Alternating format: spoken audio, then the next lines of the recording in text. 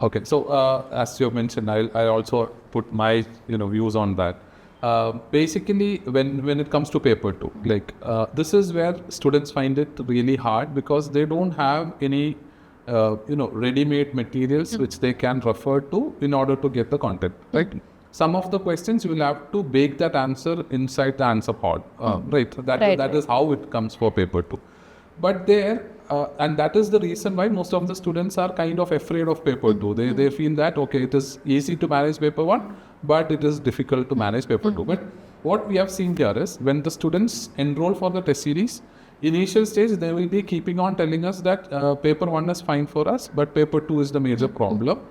Because when it comes to the test series here, first 3 tests, sectional test will be of paper one. The next, as you know, because we have taken part in the test series. So the fourth, fifth, and sixth sectional test will be of paper two. Now, students come here, they attend the first sectional test of paper two. Before that, we'll give them that dimensions, how to think from the framework point of view, like you have mentioned, like how to connect the various topics in syllabus to get dimensions in paper two. They write the fourth test, it will not be that great. They again come to us like in the feedback sessions. I'll give them that idea again. Like I'll try to, put this across into their brains. Okay, like this is how you need to think. If you start thinking like that, it will become easier. Now it goes like they go for the fifth test, and then by the sixth test, I've seen this several times. Students tell me, paper two is confident. We are confident about paper two. It is fine, but now we are afraid of paper one. Okay, so what I've seen is the difference in paper one and paper two. Like paper one, you have to study the theories. You have to write it as simple as possible because the person who is reading that theory should not get confused because it is very easy to confuse people by the way you write the theory, right? And when it comes to, as you have mentioned, when it comes to paper one, you have to also write the examples to give some valuation. For paper two, it is all about bringing different dimensions in those questions where you don't have any set content, right? So that is what I believe is the approach for paper one and paper two. Now, I also want to understand from you regarding the answer writing, because we have discussed about the sources, we have discussed about how to approach paper one and paper two. Now comes the most important part, which is answer writing. So my first question is, how often did you write answers? So when I was doing the PCM training, so that time it was not very regular, but maybe during the weekends I used to write like 3 to 4 answers, and I used to get feedbacks from my teacher. So that was the general strategy, but after prelims it was very, like I wanted to do it on a very regular basis, in the sense that on a daily basis I was able to do justice to that to some extent. But then again there were days where I did not write answers as well. So there I try to do it regularly because I felt that generally we study a lot of content, but we think it is very easy to put it on paper, but when it comes to writing answers, it's very difficult to put it in a very crisp and brief manner. We try to overwrite it very much. Like when something is asked about Durkheim's theory, we tend to write something, some concept which is not directly needed in that question. So we generally have this tendency to project the content that whatever we have. So that is a major challenge. So we need to know what spacing we have to give to each of the dimension, what spacing we have to give to each of the part of the question that is asked. So such things are important, and that is why answer writing matters a lot. Correct. So as you have mentioned about the challenges that you faced in the initial stages where you were not able to write concise answers, where you write it to the point for whatever is asked in the question, and also regarding the prioritizing the points and prioritizing different sections of the question. That is correct. So how about your writing in the later stages, especially because as we all know, most of the students who start with their PCM, like prelims cum mains coaching, they will find very little time to write answers, and as you have mentioned, mostly they can only write during the weekends. But once you complete the prelims, that's when most of the students will start thinking about writing answers for mains. So from that point on, what were you doing that helped you score better marks in sociology? Okay, so I'll start from the beginning, in the sense that when I was preparing, when I was doing my optional, I was writing answers during the weekends. So since I am from a humanities background, we generally have this tendency to write a lot.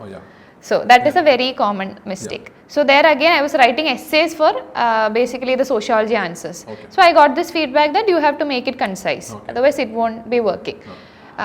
So that is one thing. So it was kind of difficult to get out of that loop because we are used to the style of writing. So that was something I had to unlearn. And after, so what I made sure was that okay, I wouldn't be able to complete the whole syllabus, but content is something which we can build. Like if I study this day, I would be able to use the content in the next time. But structuring and addressing all the parts of the question is kind of difficult. We need to build it over time. So what I thought in my mind was, by the time I pass prelims, if at all I pass prelims, I should be well versed with addressing the part and structuring the questions, not about the content part. Because content, again, I was not able to cover the syllabus fully. So next time I will be able to study it. So as I thought, by the time I started writing answers, maybe for the first test I was not doing very good. Maybe from the second and third test I started to focus on addressing everything like in a better manner, structuring the questions in a better manner rather than focusing upon the content part. And parallelly I was studying the content as well, which I could be using in the answers. Okay. So as you have mentioned about the content part, as you have mentioned about you were writing the answers, regularly after prelims. I just want, I was just imagining, or I was trying to remember that phase where you used to come here, write the answers, I used to give the feedback, and I still remember in the initial test that you wrote here, you scored less, right? And I've given the feedback that you have to improve a lot, like there were so many mistakes in your paper. But then what I could see is from there on, I could see that gradual incremental changes in your paper. That improvements were actually visible right from the second test. So how did you keep that kind of mental strength, and how did you motivate yourself to do better for the next test even after receiving somewhat unfavorable or unfortunate feedback in the first test? Right. So maybe I would have pretended in front of you that I am very okay when you gave the feedbacks. But then again, when I went back to the room, I was not literally feeling good, in the sense that okay, see, mains is, we have very little time for mains to prepare. So you need to address this part, you need to study the content parallelly, you need to better structure the answers and everything.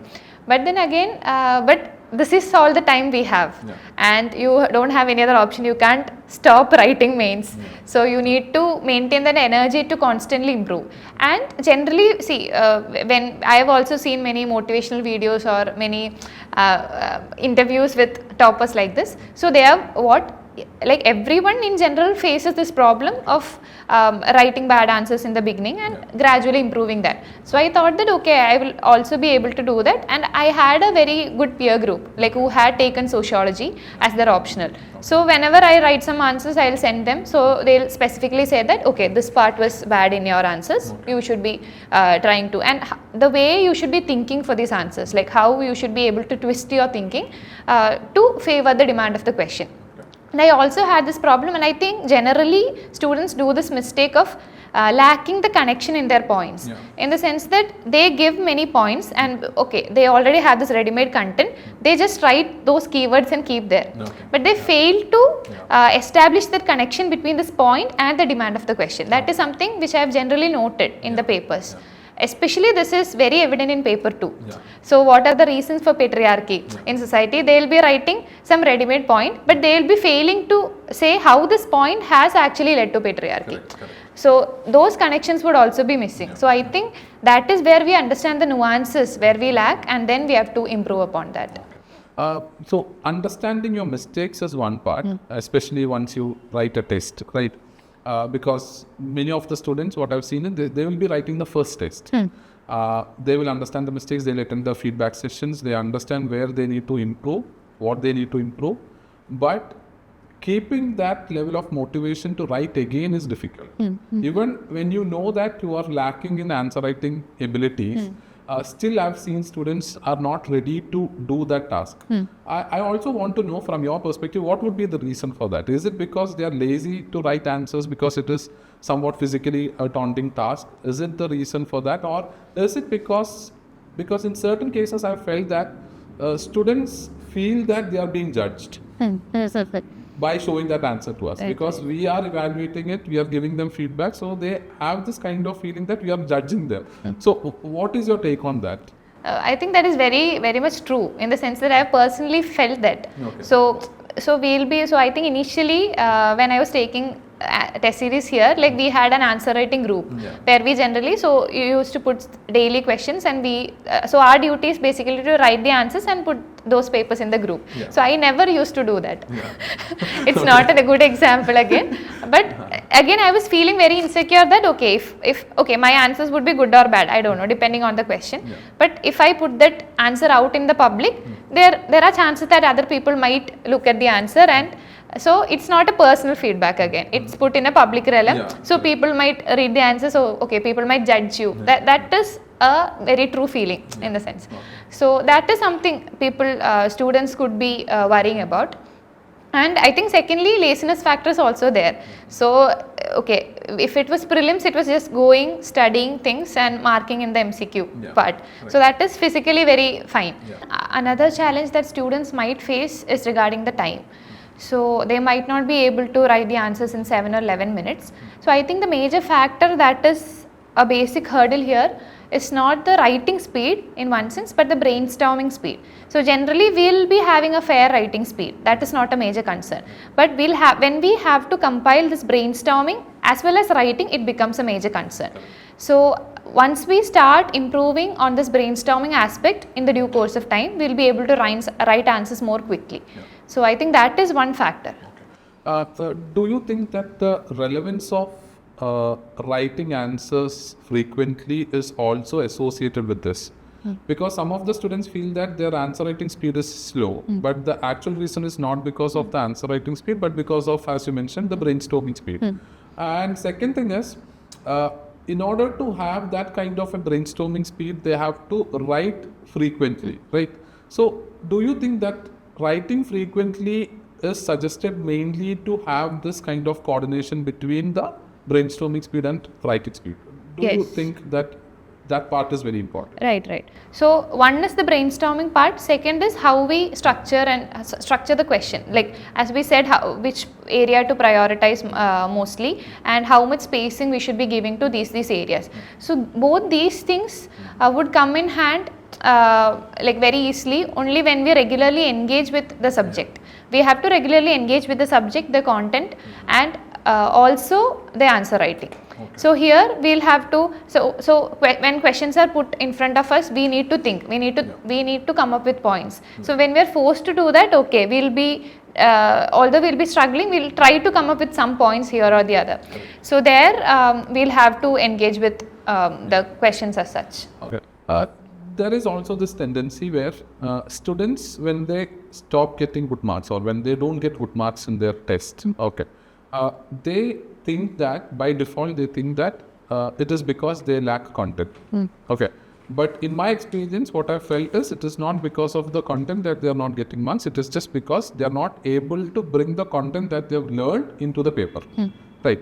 But the problem here is, as the students feel that their content is the problem, they stop writing the answers and they start focusing more on the content. Have you noticed this mistake being committed by the students, and do you have any experience of your own doing the similar kind of mistake?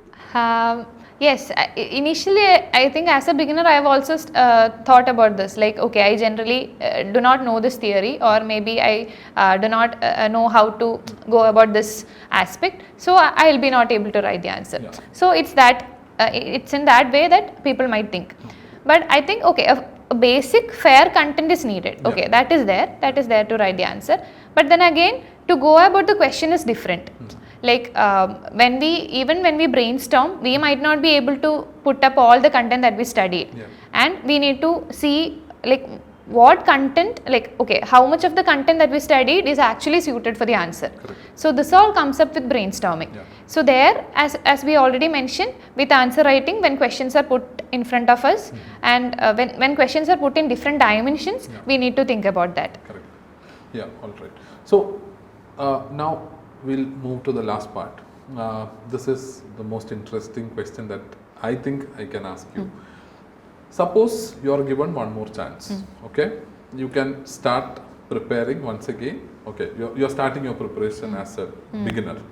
Now, whatever experiences that you had in the last 2 years, what will be the learning that you will apply when you start again? Meaning, I want to give the perspectives to the beginners about the mistakes that you have committed, like that you feel you have committed, that you are going to rectify if you get one more chance. Okay. So one thing would be to complete most of the syllabus before mains. Okay. Okay.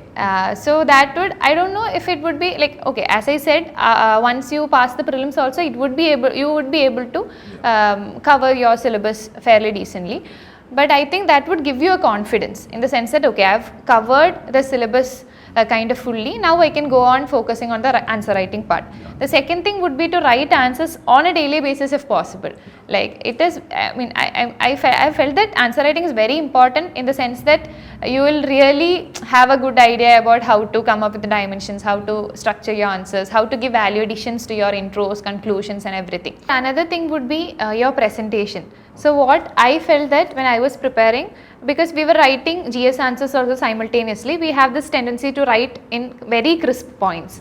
But I don't think that would really work for optional. So there, as we already mentioned, we might be needing some connection, which is not like, which by default doesn't come in your answers. Correct. So there we'll have to elaborate a bit more. Yeah. So what I've generally seen in papers is that we generally tend to write answers very short, that we might not be able to get or grasp the connection that you really need in your answers. Okay. So that is also one part. Yeah. Then if I was given a chance, maybe I would engage more closely with paper 2.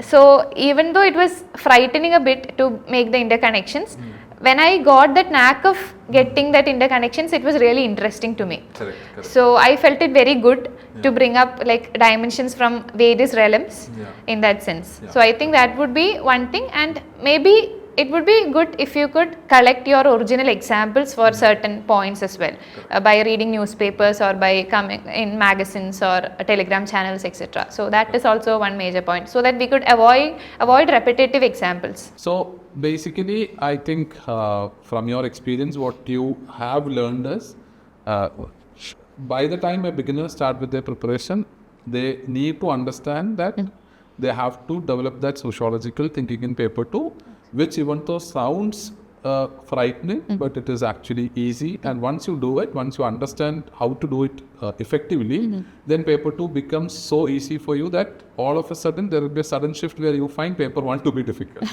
Could be. Right, correct.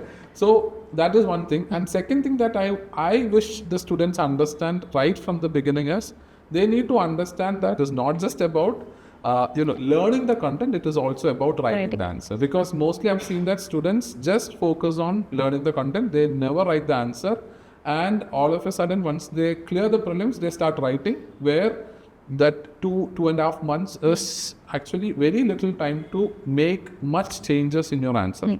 Right. So that is what I feel regarding this. So with that, I think we can wind up this particular topic. And thank you so much, Kajal, for attending this particular interview. And we all wish you a successful career in Indian Railway Management Service, to which you are allotted. Okay. Thank you very much. Thank you.